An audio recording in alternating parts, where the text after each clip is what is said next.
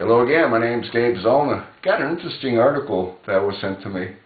Rangel, Tea Party same white crackers who opposed civil rights.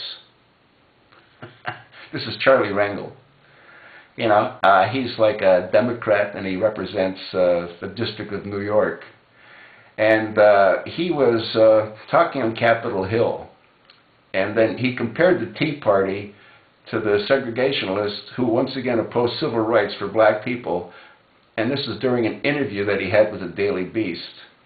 Quote, "It is the same group we faced in the South with those white crackers and the dogs and the police," he said. "They didn't care about how they looked. It was just fierce indifference to human life that caused America to say enough is enough."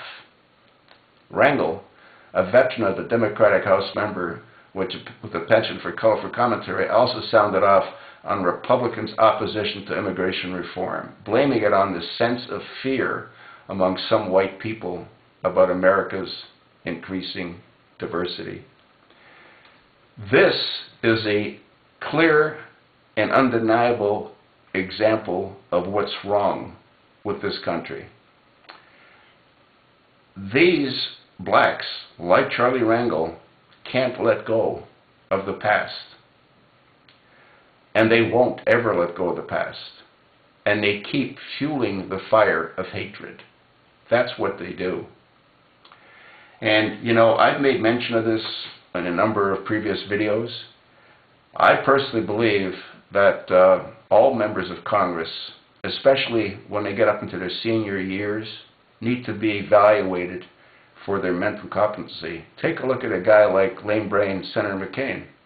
He doesn't know what party he belongs to anymore. Well, he says that he's a Republican, but his actions speak otherwise. And he's not alone.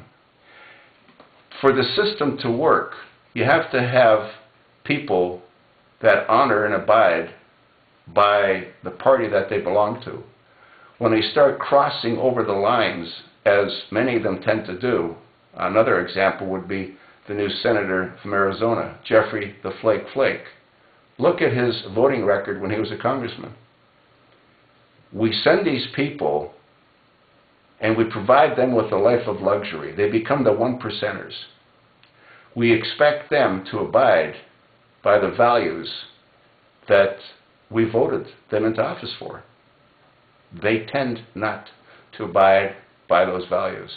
And what happens to them is once they're there, they totally have they lost any kind of respect or regard for the people that put them there. Otherwise, they wouldn't do what they do. They would honor their values. They would honor the values that we had, which is why we voted for them in the first place. And people like Charlie Rangel, they fuel the fires of hatred.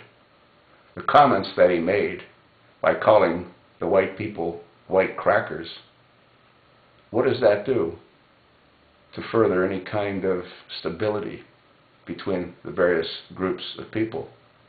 And what I find truly amazing, and I've said this before, is the African Americans make up around, I think, 17% of the population, yet you wouldn't know it based on how the government treats them and treats everyone else.